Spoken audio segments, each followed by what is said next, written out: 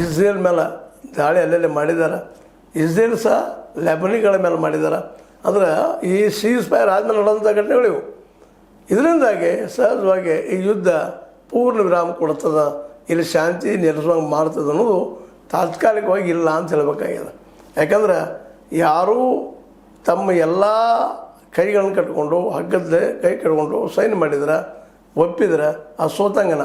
ಹೀಗಾಗಿ ಅದಕ್ಕೆ ದೊಡ್ಡದಂದ್ರೆ ಮುಂಬರುವ ದಿನಗಳಲ್ಲೇ ಡಾಲರ್ ಸ್ಥಾನವನ್ನು ಯುವಾನ್, ಚೈನಾದ ಯುವಾನ್ ತಗೊಳ್ಳುವಂಥ ಎಲ್ಲ ಸಾಧ್ಯಗಳು ಹೆಚ್ಚಾಗಿದ್ದರಿಂದಾಗೆ ತಾನೇ ಹೋಗಿ ಚೈನಾ ಬಿಡೋದಕ್ಕೆ ದಾರಿ ಮಾಡಿಕೊಟ್ಟೇನೋ ಅನ್ನುವಂಥ ಆತಂಕ, ಗಡಿಬಿಡಿ ಇವೆಲ್ಲ ಟ್ರಂಪ್ ಅವ್ರ ಮನದಲ್ಲಿ ಸೇರಿ ಮತ್ತು ಇನ್ನು ಯುದ್ಧವನ್ನು ಜೀವಂತ ಇಡುವಂಥ ಕೆಲಸವನ್ನು ಮಾಡ್ತಾಯಿದ್ದಾರೆ. ಅದಕ್ಕೆ ನಮ್ಮ ಈ ಇರಾನ್ ಆದರೂ ಸಹಿತ ಗಟ್ಟಿಯಾಗಿ ನಿಂತದೆ. ಬರಲಪ್ಪ ನಾವು ರೆಡಿ ಇದ್ದೀವಿ, ನಾವು ಸಹಾಯಕ್ಕೆ ತಯಾರಾಗಿದ್ದೀವಿ ಅಂಥೇಳಿ ಯುದ್ಧಕ್ಕೆ ನಿಂತಿದ್ದಾರೆ.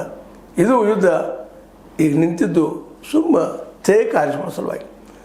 ಕಾರಿದ್ರೆ ಮತ್ತು ಓಡೋರು ಆಗಲಿ ನಮಗೆ ನಿಮ್ಗೆ ಅಂತೇಳಿ ಇದರಿಂದ ವಿಶ್ವಕ್ಕೆ ಏನೇನು ತೊಂದರೆ ಆಗ್ತದೋ ಗೊತ್ತಿಲ್ಲ. ಆದ್ರೆ ಮುಂದುವರಲಿಕ್ಕೆ ಹೊರಟ್ರೆ ಅಮೇರಿಕ ನೆನಪಿಡಬೇಕಾಗಿದೆ. ಇವತ್ತಿದ್ದಂಥ ಸ್ವಲ್ಪ ದೇಶಗಳಿದ್ದಾವೆ, ಅವು ಸಹಿತ ಮುಂದಿನ ದಿನದಲ್ಲಿ ಅವ್ರನ್ನ ದೂರ ಆಗೋ ಸಾಧ್ಯತೆಗಳು ಹೆಚ್ಚಿದ್ದಾವೆ. ಯಾಕಂದ್ರೆ 2ನೇ ಮಹಾಯುದ್ಧದಲ್ಲೇ ಕೊನೆಯ ಕ್ಷಣದಲ್ಲೇ ಅಮೇರಿಕ ಬಂದಂಗೆ ಈ ಯುದ್ಧದಲ್ಲೇ ಇಲ್ಲಿವರೆಗೆ ಹೋರಾಟ ಮಾಡಿದ್ದು ಇರಾನ್ ದಣದ.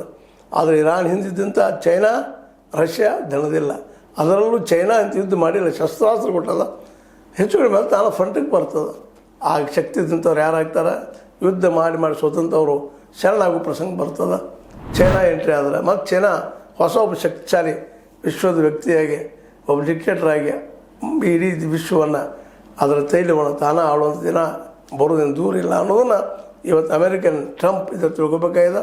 ಅಮೇರಿಕನ್ಸ್ ತಿಳ್ಕೊಬೇಕಾಗಿದೆ. ಆ ದಿಶೆಯಲ್ಲಿ ಯೋಚನೆ ಮಾಡಿ ಮುಂದಿನ ಹೆಜ್ಜೆ ಇಟ್ಟರೆ ಒಳ್ಳೆಯದು ಅನ್ನೋಂಥ ಮಾತನ್ನು ಹೇಳ್ತಾ, ಇದು ನಿಮಗೆ ಲೈಕ್ ಇರ್ಬೋದು. ಲೈಕ್ ಮಾಡಿ, ಶೇರ್ ಮಾಡಿ, ಕಮೆಂಟ್ ಮಾಡಿ, ಜೊತೆ ಸಬ್ಸ್ಕ್ರೈಬ್ ನಿಲ್ಲಿಸ್ಬೋದು. ಹೆಚ್ಚು ನ್ಯೂಸ್ ಅರ್ಥ ತರ ಸತ್ಯದ ಕೈಗೆ ವಂದನೆಗಳು.